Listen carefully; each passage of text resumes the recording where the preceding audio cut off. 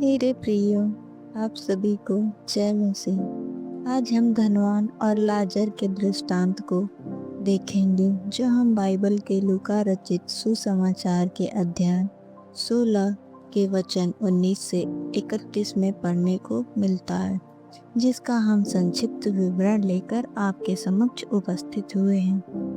मेरे प्रियो, जब प्रभु यीशु फरीसियों को समझाते हैं तो यह दृष्टांत उनको सुनाते हैं, क्योंकि फरीसी लोग धनी थे और वे गरीबी को श्राप मानते थे। वे सोचते थे कि जो गरीब है वो अपने पापों के कारण गरीब है, परंतु प्रभु ने उन्हें समझाया कि गरीबी पाप की निशानी नहीं है।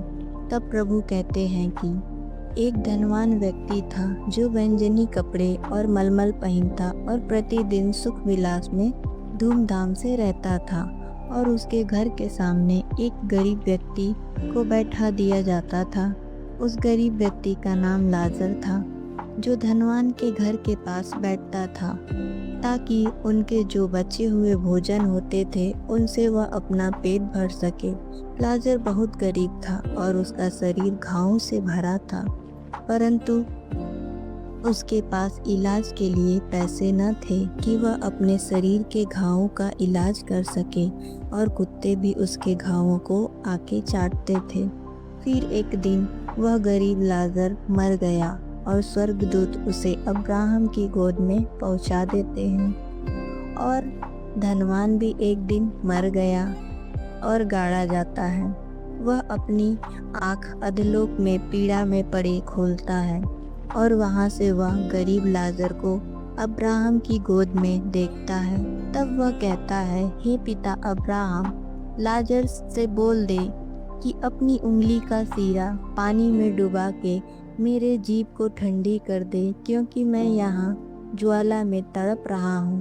परंतु अब्राहम कहते हैं कि पुत्र, स्मरण कर कि तू अपने जीवन में सभी अच्छी वस्तुएं प्राप्त कर चुका है, और वैसे ही लाजर सभी बुरी वस्तुएं, इसलिए अब वह शांति पा रहा है और तू तड़प रहा है।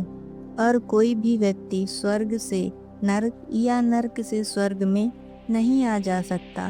तब धनवान कहता है कि लाजर को मेरे घर ही भेज दे, ताकि उसे मरे हुओं में से जिंदा देखकर मेरे भाई पाप से अपना मन फिरा लेंगे। परंतु अब्राहम कहते हैं कि उसके पास तो मूसा और भविष्यद्वक्ताओं की पुस्तकें हैं।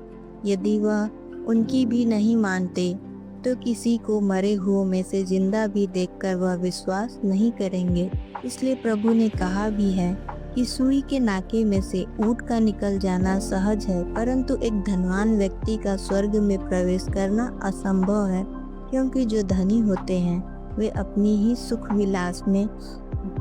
सुख विलास को महत्व देते हैं और दूसरों की मदद नहीं करते हैं। यदि वह धनवान उस गरीब लाजर की मदद करता तो वह मरने के बाद भी सुखी होता, परंतु उसने ऐसा नहीं किया, क्योंकि उसे लगता था यही सुख विलास सब कुछ है। परंतु लाजर को विश्वास था कि परमेश्वर उसे एक दिन जरूर सुख देगा। इसलिए मेरे प्रियो, हम कितने भी दुख या कष्ट में हैं, परमेश्वर पर हमें विश्वास करते रहना चाहिए, क्योंकि प्रभु अपने जन को विपत्ति में भी अकेला नहीं छोड़ता। वे हर समय हमारे साथ होता है और हमें हिम्मत देता है।